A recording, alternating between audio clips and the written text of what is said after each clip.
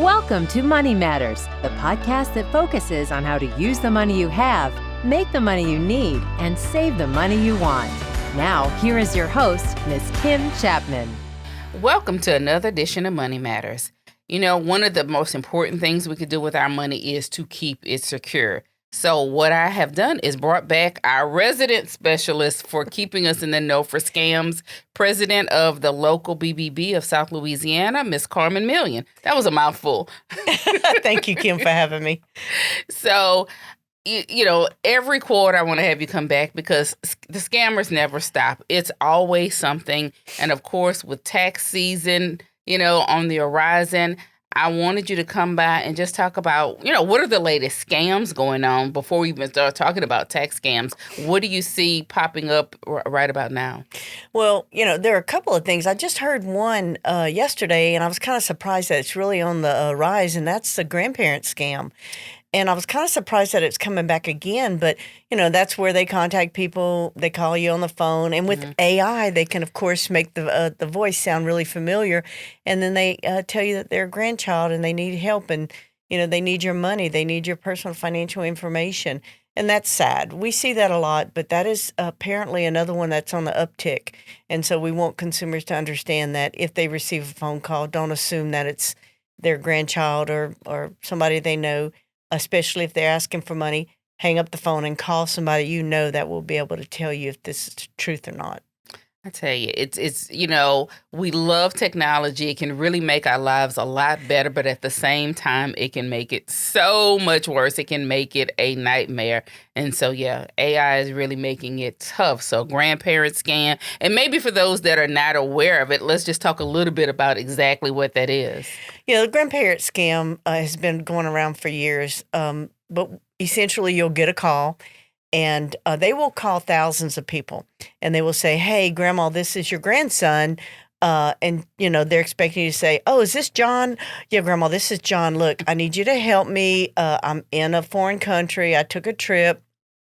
I got in a wreck." This is the most popular scenario. "I got in a wreck, and the girl I hit was pregnant. She's in the hospital. I'm in jail, and I need your help. Look, don't tell Mom and Dad because you know how they are. But if you help me with the money, you know, pay my fine so I can get out of jail and get back home. When I get back home, we'll talk to Mom and Dad together, and we'll pay you back." And then, of course, you know, they may send money, and the most popular thing they ask for now is a gift card, which is really weird, but they do put money on a gift card, and then you give them the number on the gift card, and then of course they remove every penny. The next day you'll get the call from the same grandson saying that, "Hey, look, the lady died. Now I'm in jail. I need you to talk to my lawyer. I have a lawyer," and then they have a foreign speaking lawyer that gets on. You know, "We're going to put him in jail. He's going to go away forever." Blah blah blah. And I've had the very first time I did a speech in Baton Rouge, a guy lost $15,000 on this. Wow. That is not unusual. And the sad thing is they think they're talking to their grandchild. I have no grandkids, so if they try with me, it's not going to happen. My mother-in-law had 8 grandsons. She would have been a really good potential victim.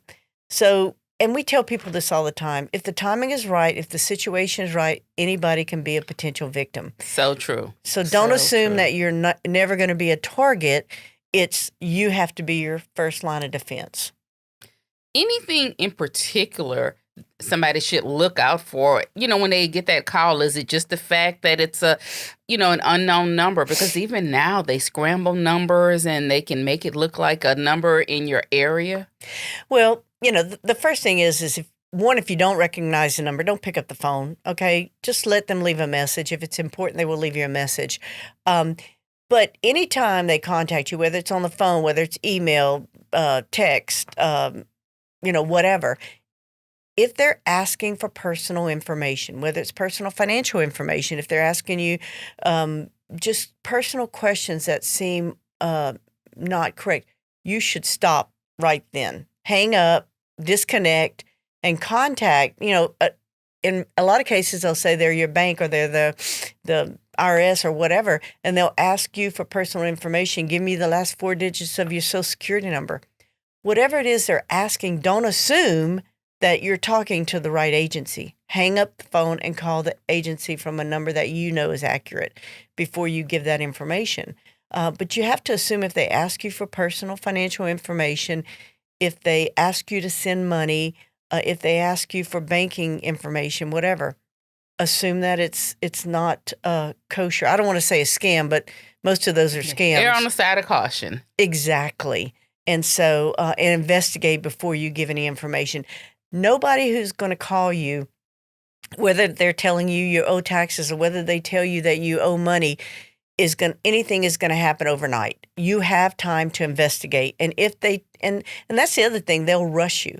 You have to make the decision now. And a funny, not really funny, a thing that they tell people is they'll say, hey, if you don't make arrangements to pay right now, or give me that information right now, we'll have a bench warrant for your arrest.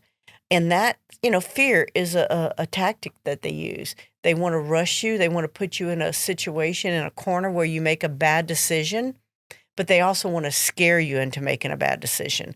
So never let anybody pin you down like that. Take a deep breath, take a step back, hang up, disconnect, and then call somebody. Call the Better Business Bureau. If it's concerning your banking information, call your bank. Call somebody that you know and trust and that you have a relationship with. So let's talk about the ugly words, those ugly letters, IRS. It's that time of the year, and you would think of all the things that a scammer would want to do. Taxes, because the rest of us tax-paying citizens are scared of Uncle Sam. We want to make sure we're paying everything right, dotting our I's, crossing our T's. So what should people be looking out for in terms of tax scams? Well, the first thing, and this is probably the scariest one to me, is especially if you know you're going to get a refund, you might want to consider filing as early as you possibly can, because the most common scam now with your taxes is that a scammer will get your information and file a return in your name and get the refund. So then when you go to file, IRS is telling you, no, we already have a been claim. Paid. Exactly. And so what they started doing was the IRS started giving a PIN number.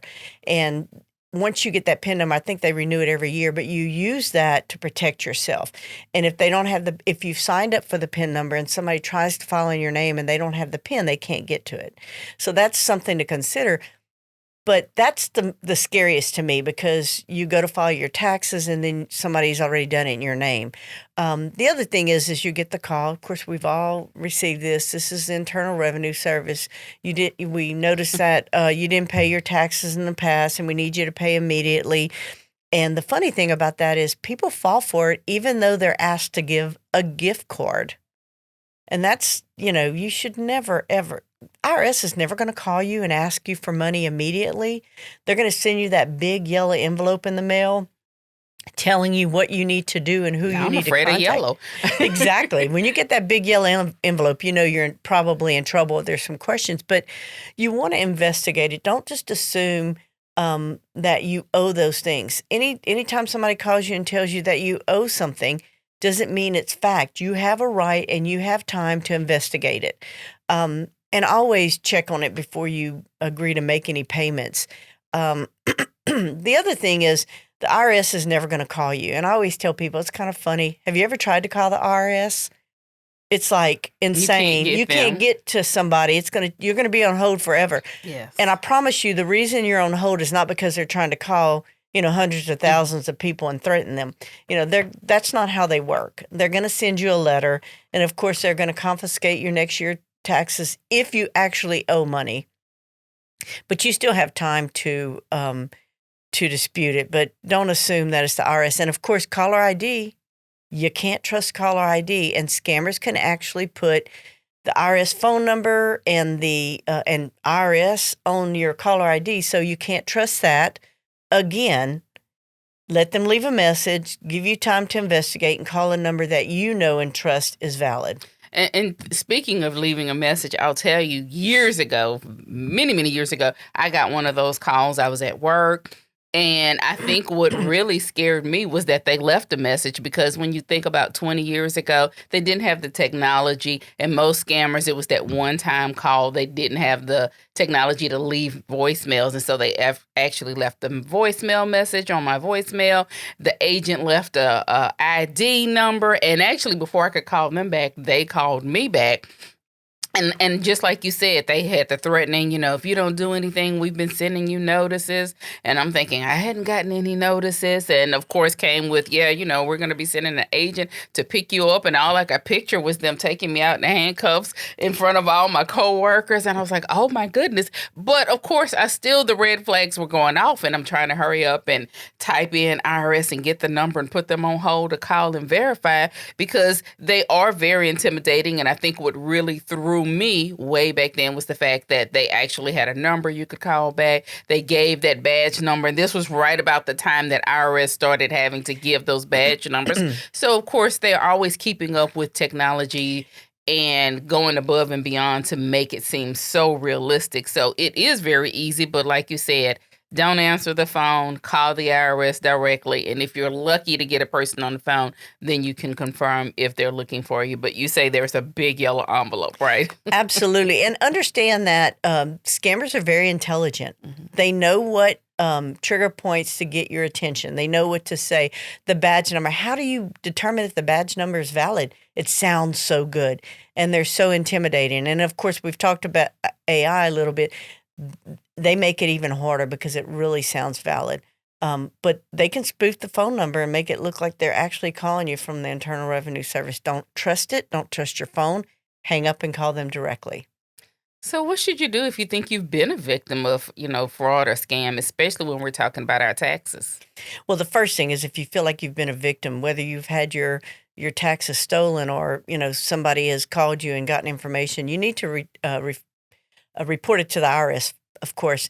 And of course, the other thing, we have Better Business Bureau has a scam tracker. You go to bbb.org/scam tracker, and you can log it in there. The importance of logging it at the Better Business Bureau is it lets us see the patterns, what's hitting the areas, so that we can do alerts. There's also a government watchdog. It's ic3.gov. You can report it there. They also investigate online scams. But the first thing, of course, is to contact the IRS and notify them that you've been a victim, so that they can, put a halt and help you not continue to be a victim. Because once they have your information, it's very hard to stop it. So what about somebody that's scamming you and they're posing to be a tax preparer? What are some red flags that you should look for there? Because, of course, we're talking about somebody that may steal your information out the mail or get it out of a phishing tactic. But if you go to what you think is a legitimate tax preparer, what are some of those red flags you should look for? Well, first of all, I'm going to tell you this. If you're considering hiring somebody to do your taxes, you need to investigate that person before you give them all your personal information. You can start with bbb.org. You can also look at their industry licensing information. But you want to do your homework. Ask them for references. The other thing you want to make sure is if they make promises like, oh, I can get you the biggest refund, I can get you more money. And that's what we were listening for, right? Right. Well, yeah, and it sounds good, but you want to be cautious. If it sounds too good to be true, if it sounds like it's too much, you want to make sure when they do your taxes, they're doing it legitimately, so that you don't get targeted back by the IRS. So you want to make sure that you do business with somebody who's reputable, but you also want to make sure whoever you hire is going to be around. Because if you get audited by the IRS, you want somebody to back you up, the person. Absolutely. And if they're not there, then you're on your own and you don't know what they did or what they sent. So you want to make sure you investigate that company. Also, if they tell you, I love the ads that, oh, we can get your money the same day you file. Well, people have to understand what that really means. If you file and you get a refund, it's not really coming from the Internal Revenue Service. Right, because they're not even processing that information that quickly. Exactly. What they're doing is you're essentially getting a loan on your own money so I know you may be desperate. I know you may need the money, but you have to take in consideration what you're going to lose if you take advantage of their nice offer. But you want to make sure you investigate. If they start asking you questions that make you feel uncomfortable, then just stop it. But remember that you're giving them your full personal financial identity. You have to be cautious. If it sounds too good to be true, and I always tell people it sounds stupid, but if you have that little funny feeling in your stomach when you're dealing with somebody, when you're talking with them over the phone or you're meeting with them, listen to it. It's never going to steer you wrong. But investigate. If you're not sure how to do that, contact the Better Business Bureau or a financial advisor, a bank or a credit union that you trust, and get some advice from them. But don't just assume that because they say that they're a tax preparer that they're honest and valid. Yeah, you drove down the street and you saw a sign that says Kim's Tax Preparation, and you stopped by. And I tell you, doing taxes probably seems to be one of the most vulnerable circumstances you could get in, because not only are you giving them your Social Security number, the Social Security number of your family members, your banking information, your employment information. So yeah, definitely be very cautious out there in terms of doing taxes. But on the flip side, hey, when we get those refunds, what do we want to do? We want to go on vacation. So I'm going to segue and let's talk about it, because, right after taxes, it's spring, summer's on the horizon. People are going to be planning for vacations, but the scammers don't stop. I mean, I guess it's a 24-hour a day, 12-month a year job, and that they're always looking to see how they can beat somebody of their money. So what have you seen, or what are the common scams that are going on in terms of people planning vacations? Well, of course, we see all the commercials, all the ads, the pop-ups that tell you can get this great vacation and you can save all this money. It's all inclusive, or whatever the case may be. You're going to hear a common theme here. Do your homework, investigate. If the offer sounds too good to be true, it generally is.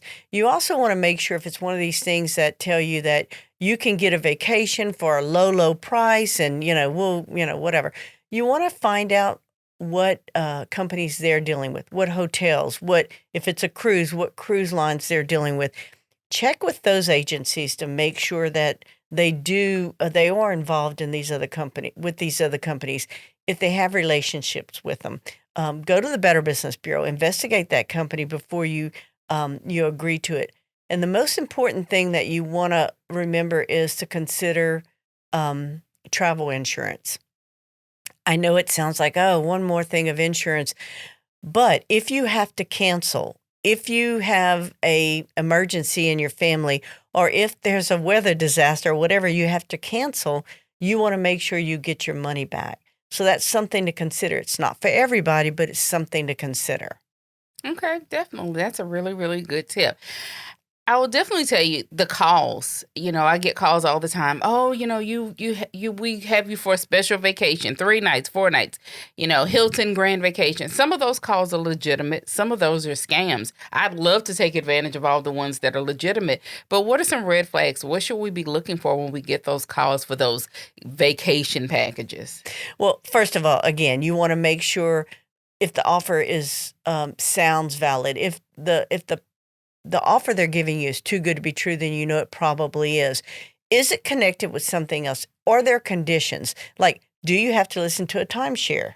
Okay. What does that entail? What are the restrictions?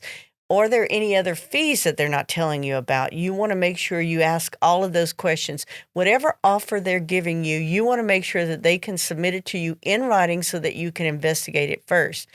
But again, the main thing, and of course, if they ask for a substantial amount of money up front, those are all warning signs. If they ask you to pay with a gift card, which is the theme now, those are warning signs. But the main thing is if it sounds too good to be true, it generally is. Investigate before you invest. Is there any aspect of booking travel, whether it be the hotel, the airline, or even just the destination in terms of, if it's Disney, that you see more scams prevalent than others? Well, I mean, the biggest thing is that is where people book and then they get to a hotel that they think may be valid and it's not in the best neighborhood, it's sketchy. There are some cases where people get to their destination and there are no reservations made for them. So you want to make sure that you take a moment, and once you get into it, even before you leave, call and confirm those reservations. Call and confirm that they're in your name and what the cancellation fees are, what the cancellation rules are. You want to make sure that you be your first line of defense. You have to make sure, even though somebody else planned it for you, you still have the opportunity and actually the responsibility to check on it before you get involved. You want to make sure you know where it's located. If it, confirm your reservation, what are the aspects? How do you get to the hotel? How do you get to the cruise or whatever? And what's required? But the main thing is you don't want to get there and be in a sketchy place. But then on the other hand, you don't want to get to a nice place and then realize that there are additional fees. So you want to make sure you call and confirm what all the requirements are, what are expected. And if you can get it in writing beforehand, you're better off. But you don't want to get to a destination and there be no reservation. Absolutely. And you've paid all the money. That can really, really ruin a vacation. So we can be vulnerable, of course, even today with all the paperwork and documents that we have laying around our house. I mean, we could be sometimes our own worst enemies in that we get things in the mail and, I try and tear it up, but I'm thinking to myself, am I really doing myself a favor by actually opening it up for that criminal versus leaving it sealed? Because then maybe, they're breaking a mail law. So let's talk about shredding, how important that is, and then tell us a little bit about an event that can help individuals that have some documents out there that they want to be able to get rid of, but they're afraid to just stick it in their trash can. Yeah, let me start with I think I have some statistics here. Let's see. Okay, yeah. Okay, so this is what I wanted to share. It's very, very important that you properly dispose of any information, any paperwork that you have that has your personal financial information. It's so important that there were 842,000 cases of ID theft just reported to the FTC through the first 3 quarters in 2024. So that's not the total. Mm-hmm. And those are just the people that actually called to report a scam. A lot of people don't report it because they're embarrassed. Right. It's very, very important. Dumpster divers is a real thing. People will dig through your trash. They will get your information. Even if you've torn it in a couple of pieces, they can piece it together. If you think about it, it may take them a couple of hours to put your information together, but it is going to be worth their time because they can get so much information and so much money before you even realize it. So you have to be your first line of defense. That's my favorite saying. Always shred it properly. And it's always best to cross-shred it. That way, they can't piece it together. Okay. So you want to make sure you dispose of it properly. And don't just leave your personal financial information laying around your house. Because unfortunately, we find that the perpetrators of identity theft and most often are people which is scary. But it is. They will take that information because what do you need to steal somebody's identity? You need their social security number. You need their bank account information. They need your mother's maiden name. You need your birth date. Those things are easy. And so leaving that information to somebody who passes through your house is not the best way to protect yourself. So keep your personal information locked up. And when you're going to dispose it, make sure you properly shred it. Okay. So tell us about the shred event. We have a shredding event that we do every April. And I'll tell you, when I got here in Baton Rouge in 2018, we were doing a shredding event there at a different location. And we were getting about 125 vehicles going through in 4 hours. And just to tell you right now, we get between 600 and 800 in 3 hours. And what the event is, essentially, it's held at the Baton Rouge Police Department parking lot. On Airline? On Airline. Okay.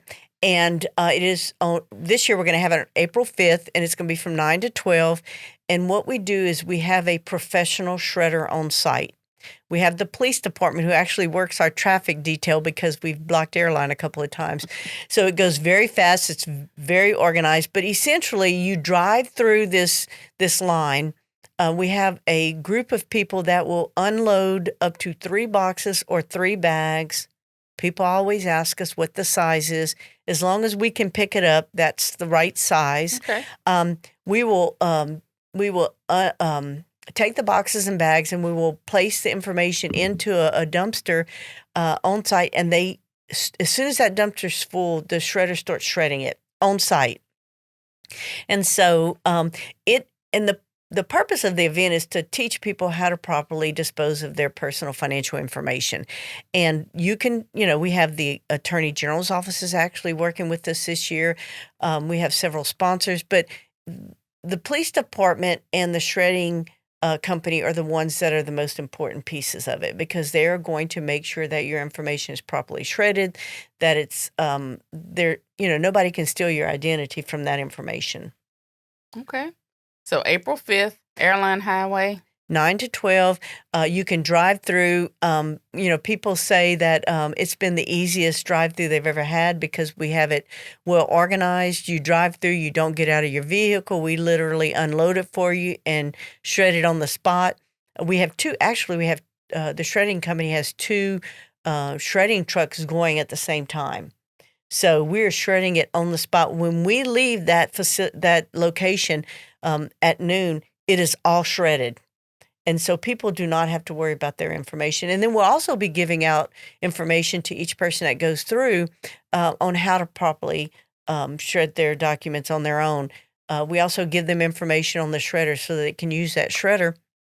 But we also provide them with information, and it's so important, how long to keep your documents. Because we have people that have documents for centuries. It's like, you need to stop this. You can't keep personal financial information in your attic forever. One, it's a fire hazard, but 2, you know so many years that I think 7 years is like the maximum, except for certain things. And we have all of that documented. And we give that out to each person who goes through. All right. So definitely bank information. I would imagine the solicitation from all the banks that offer you credit cards. What are some other documents that you would recommend people shredding? Anything that has your personal financial information, social security number, anything that you don't want to get into the wrong hands, you need to bring. And it can have staples, it can have paper clips, all of that. It'll shred it. Just make sure you go through the paperwork before you bring it. Make sure it's not wet and it can't be in binders or anything like that. But they will shred it. But just make sure that bank statements,